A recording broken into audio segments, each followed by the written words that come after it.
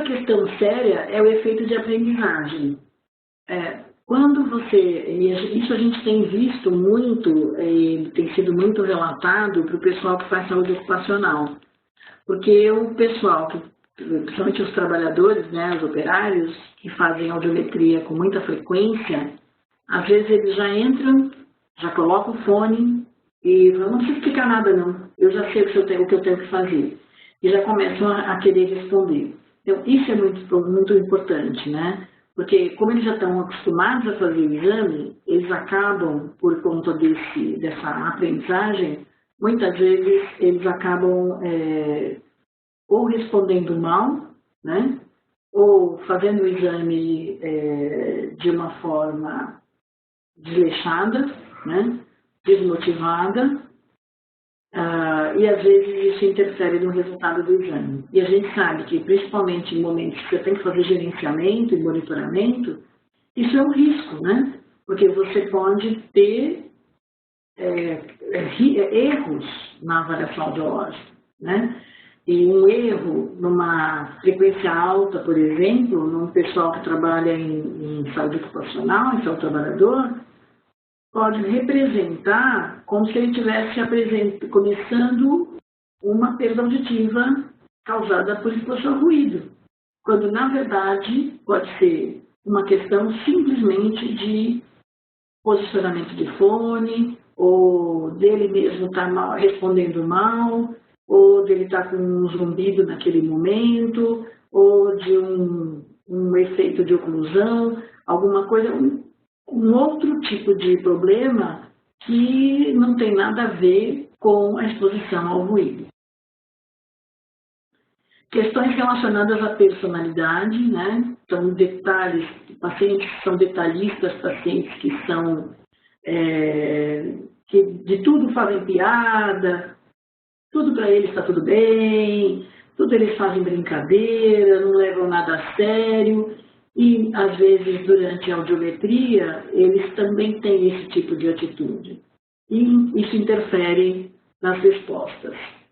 E pode produzir mudanças de limiar que, às vezes, são importantes e que, às vezes, são levadas como piora de resultado, ou então mudanças para melhor, né? Então, num dia, ele fez audiometria em um lugar, deu uma resposta ótima, quando ele voltou, deu uma resposta muito pior. E aí você fala, como assim? Como mudou tanto em 15 dias? E às vezes é só uma questão da forma como esse paciente está respondendo, né? Problemas de atenção, né? Pacientes muito desatentos. A gente estava conversando esse dia com a Denise, que a pesquisa dela foi assim, repetir a audiometria de 5 em 5 minutos num grupo de 9 pessoas, né? E as pessoas variavam em idade, ela tinha gente mais jovem e tinha gente mais velha. Ela falou, as pessoas que menos tinham atenção eram as mais jovens. Que a gente achou que era o contrário, né? Que as pessoas mais velhas estão com menos paciência, não estão mais afim, não querem fazer tanto. E ela falou que foi exatamente o contrário, que os mais jovens é que tinham menos tempo de atenção, né? E a gente observa isso hoje em dia, no geral, né? Os jovens estão sempre com pressa, tem 10 coisas para fazer ao mesmo tempo.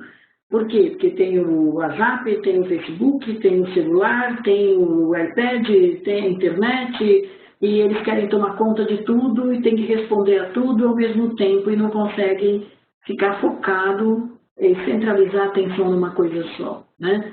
Então, dentro da cabine, a atenção precisa estar focada só na audição, naquele momento. Se ele não consegue, com certeza os resultados podem alterar. E no caso dela, a maior variabilidade de limiar aconteceu exatamente no mais jovem e não no mais velho, que é o que a gente menos esperava. Ansiedade é um outro fator, né? Eu melhorei? Eu piorei? Eu vou ter que operar mesmo? O médico vai ter que fazer isso mesmo comigo? Né? Então, isso também é um fator que pode produzir mudanças de limiar que vão interferir nos resultados. Conforto. Fazer audiometria numa sala fechada, numa cabine, com este calor que a gente está passando em São Paulo, é muito desconfortável. A pessoa passa mal. Colocar uma lâmpada de frente do olho do paciente, que aquilo fica no olho o tempo todo, aquela coisa clara, aquela luz batendo no olho o tempo todo, refletindo no olho do paciente, também incomoda muito. Uma cadeira dura, desconfortável, que ele também, na hora que está sentado, fica sofrendo, também é para se pensar.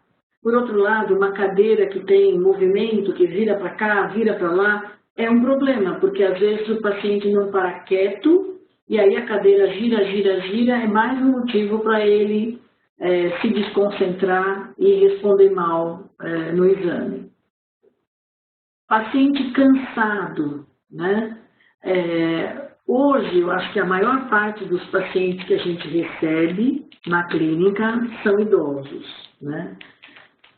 E às vezes o paciente, durante o dia, faz muitas coisas, faz fisioterapia, ou vai caminhar, ou tem outras atividades em casa, e quando ele vem para fazer a avaliação, ele está cansado.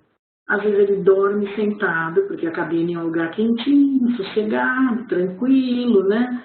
Ele pega no sono. Às vezes é um trabalhador que passou a noite inteira trabalhando, foi para casa, não deu tempo de descansar direito e voltou para poder fazer uma avaliação audiológica. Então, a gente tem que pensar que a fadiga pode ser um fator que interfere, né?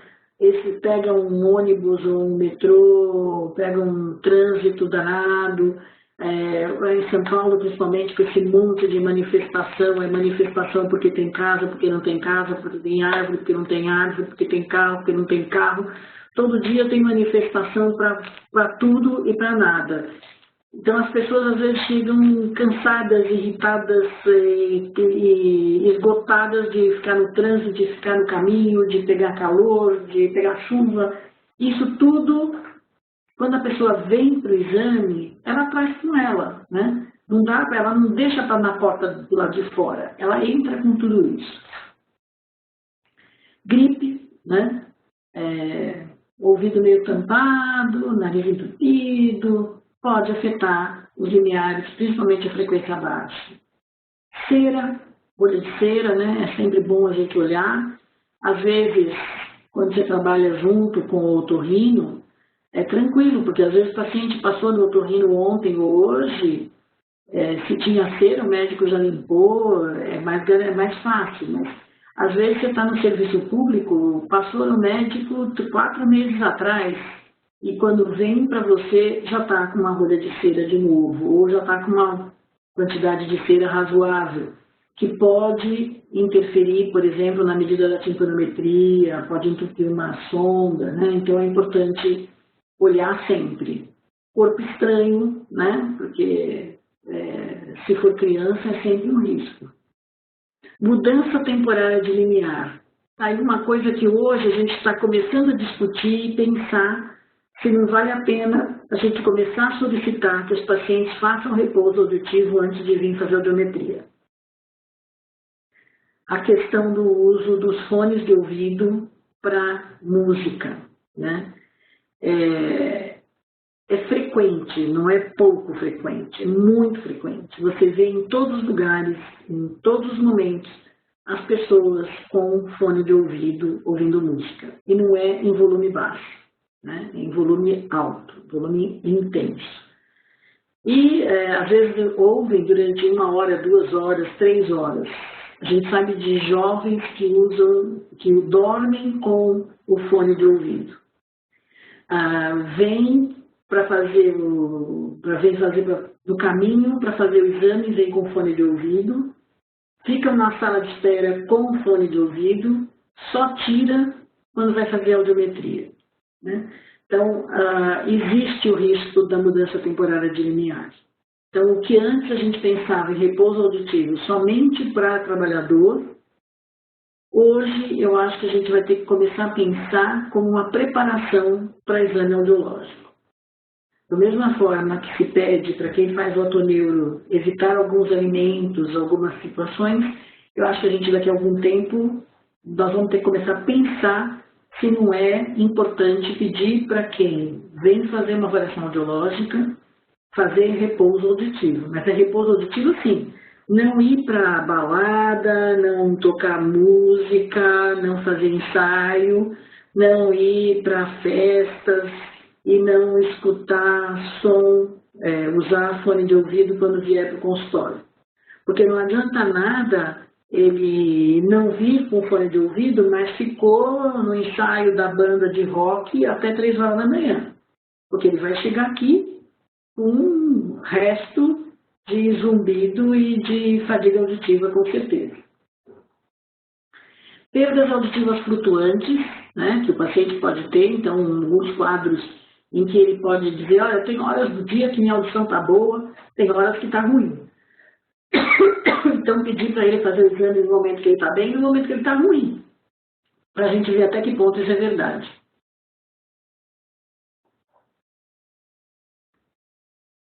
Isso até pode ajudar no diagnóstico do quadro dele, né?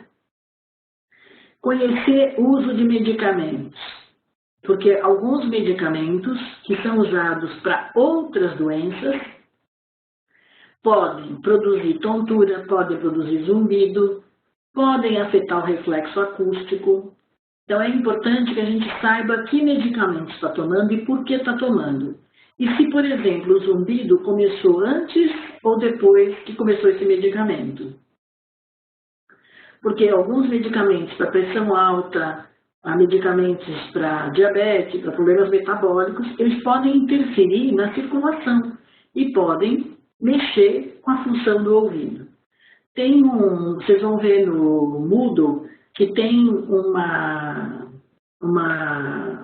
está postado lá, uma revista que chama Efeitos Adversos das Drogas.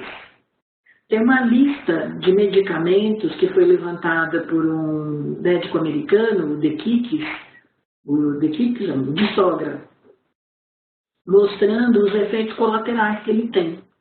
Então, remédios do tipo assim, Vic Vaporub, Miozan, Motrin, coisas que não são remédios ototóxicos, mas que podem, por conta do efeito colateral, trazer uma queixa auditiva. Sensação de ouvido tampado, sensação de zumbido, sensação de tontura, sensação de perda de, se tivesse uma zonzeira, e que levam esse paciente para o consultório do otorrino e vão para uma avaliação audiológica e que às vezes, por exemplo, aparece lá uma ausência de reflexo acústico e que pode estar muito mais relacionada e que não existiria antes da medicação, né? E que apareceu só depois dessa medicação. Então é importante a gente saber que medicamentos eles estão tomando e por que, quando que o sintoma que ele está referindo começou, se foi antes ou depois do uso desses medicamentos. Zumbido, se ele é unilateral, bilateral, há quanto tempo, né? Para a gente até pensar na questão de que tipo de estímulo você vai usar para fazer a avaliação audiológica. Doenças neurológicas, Parkinson, se tem demência, Alzheimer, AVC, quais que possíveis quadros ele pode ter.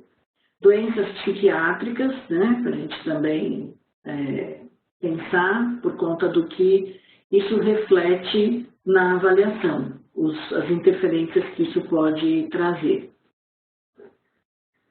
Outras questões que podem aparecer estão relacionadas a fatores que podem produzir erro na audiometria. Uma delas é o colabamento do meato acústico externo. Ele é mais frequente do que a gente imagina, principalmente em pacientes idosos. O idoso, à medida que ele vai envelhecendo, ele vai perdendo a elasticidade da cartilagem, né? Ela vai se tornando mais flácida. Então, quando você coloca o fone, é muito mais fácil haver a oclusão do meato acústico externo na parte cartilaginosa produzindo esse colabamento. E isso produz uma perda auditiva em frequência alta. Então, muitas vezes, quando você olhar o ouvido de um idoso, você olha o meato, e ele tem um meato bem ovalado, assim, a chance de você ter um colabamento é muito alta. Então, toda vez que você vai atender um idoso, você vê que tem esse conduto ovalado, coloca uma oliva ou alguma... O ideal, eu coloco a oliva, ponho uma oliva de imitância na abertura do conduto para impedir que esse meato feche. E faz audiometria com a oliva colocada lá dentro. Porque dessa maneira a chance de você ter um colabamento diminui muito. Tá? A gente já teve situação de criança em que se fez audiometria, a criança tinha uma perda de uns 50 bebês em frequência alta. Aí nós repetimos a audiometria com a oliva colocada, a criança foi para 20 bebês. Né? Então, o colabamento é muito comum. É bom a gente observar para evitar que isso aconteça. Eu vou terminar hoje 5 minutos mais cedo, porque essa parte aqui de ondas estacionárias, eu quero explicar isso com muita calma e a radiação acústica, porque é um fenômeno que acontece no ouvido dos pacientes e eu queria fazer isso com tranquilidade. Então, eu prefiro, na próxima aula, na próxima semana, partir daqui para frente para a gente continuar. Tá?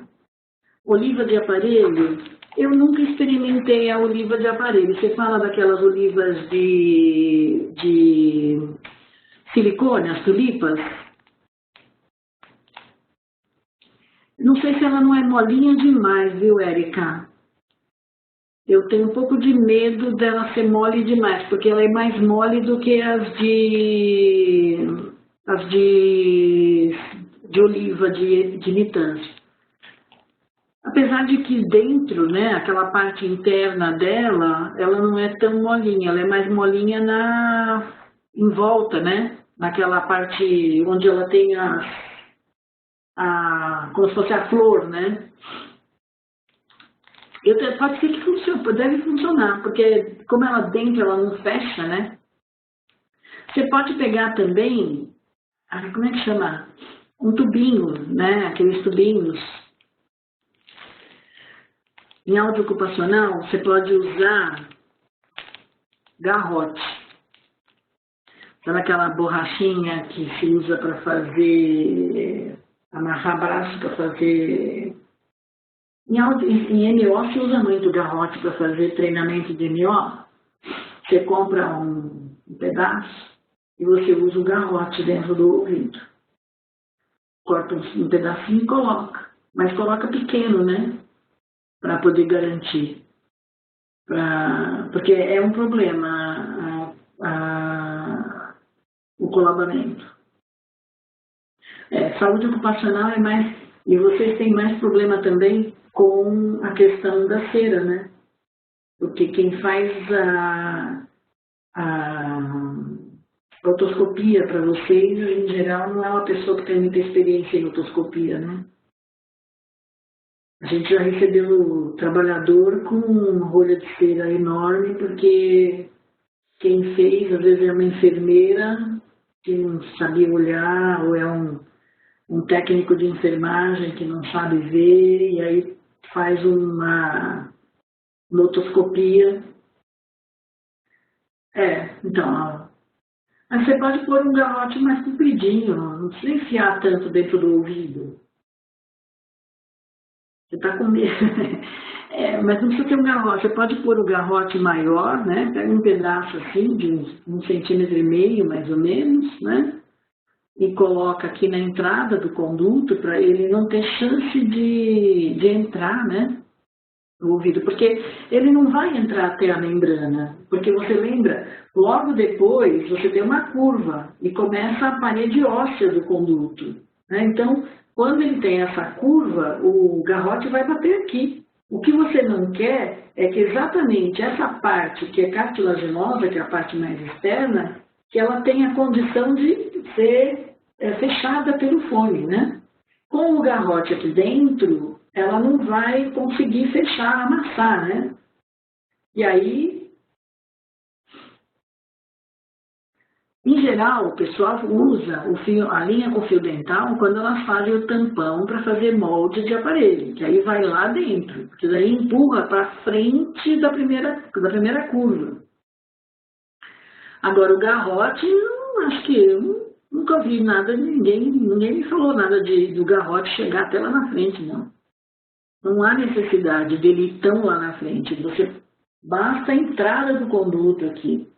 Quando você sente que pegou a primeira parede do meato, você para ali, porque daí ele já não vai mais fechar. Porque o garrote ele é duro e ele é grosso, né? Às vezes você consegue ganhar de alguém uma oliva não vai causar efeito. Sabe por que não causa efeito de oclusão? Porque ele é furado, ele é aberto.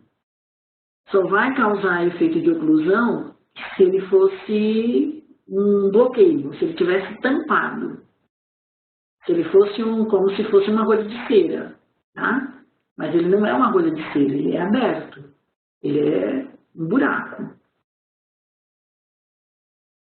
Então não tem chance de ele fazer efeito de oclusão. O efeito de oclusão só acontece quando você tampa, que você fecha completamente o conduto.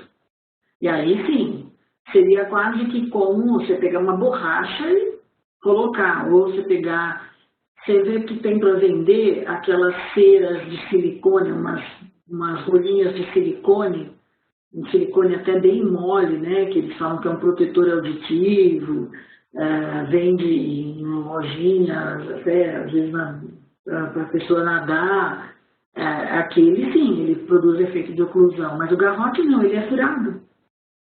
Então não tem perigo, ele não vai dar efeito de oclusão. O risco só tem, assim, o ideal é evitar o efeito de oclusão, o colamento. Para não produzir, principalmente no trabalhador, né, que está numa situação limite ali, às vezes num risco de admissão ou de gerenciamento e por isso uma demissão às vezes, né, porque a gente sabe que as empresas ficam monitorando esse trabalhador, vamos pensar assim, se ele é um risco para ser demitido, ele vai na lista primeiro, né, se ele for risco. Se você, pelo fato de você não ter controlado o colabamento e você tem uma audiometria que mostra uma perda em frequência alta, que é interpretada como já causada por exposição a ruído, ele poderia, de uma imagem de colabamento, entra no YouTube e coloca. Eu acho que é difícil a gente conseguir, eu nunca me liguei. Eu vou tentar achar para ver. Mas eu acho que é mais difícil, porque quando você coloca o otoscópio, talvez para filmar, ela já abre, né? Porque você já produz, talvez tenha alguma imagem assim desenhada. Eu vou tentar achar para vocês. Se eu achar, eu colo aqui para vocês verem na próxima semana. Tá? Eu vou procurar. Mas dá uma olhada no YouTube, às vezes você encontra, pode ser. Talvez tenha assim, no YouTube eles têm alguns filmes que eles são de animação. Então, alguns laboratórios criam a situação. Não são reais, né? São animações que são montadas. Então, talvez aí eles consigam alguma coisa. Um bom otoscópio, os Heims. Vou escrever para você aqui.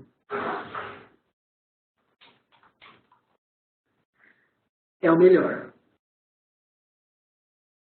Esse é o melhor. A imagem é ótima, a luz é ótima. É a melhor qualidade. Não, ele não é luz amarela. Eu acho que agora até eles têm com LED. Eles estavam com fibra ótica.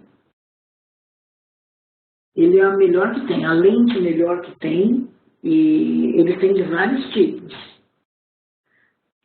Vários modelos de várias qualidades. Mas é a melhor lente que tem é o Harman.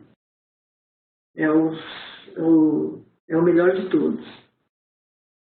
E para nós, basta aquele pediátrico.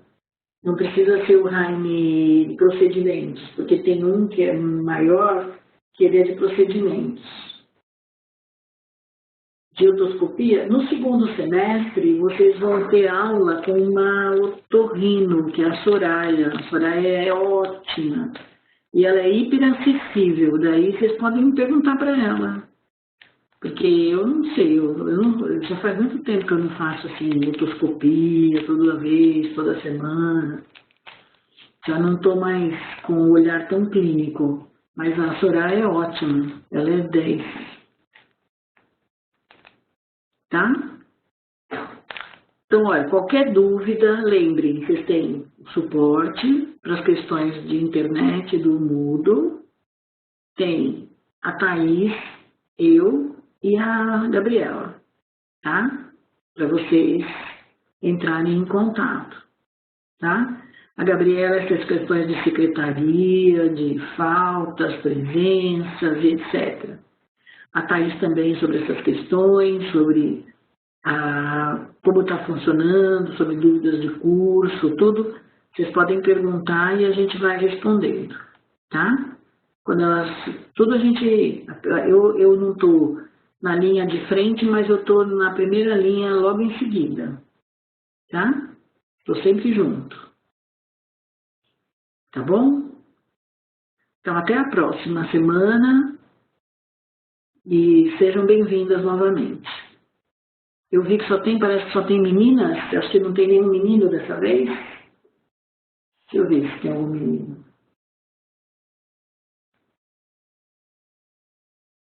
Não, não tem nenhum menino aqui, ó. Só meninas. Vai ser o clube das Luluzinhas dessa vez.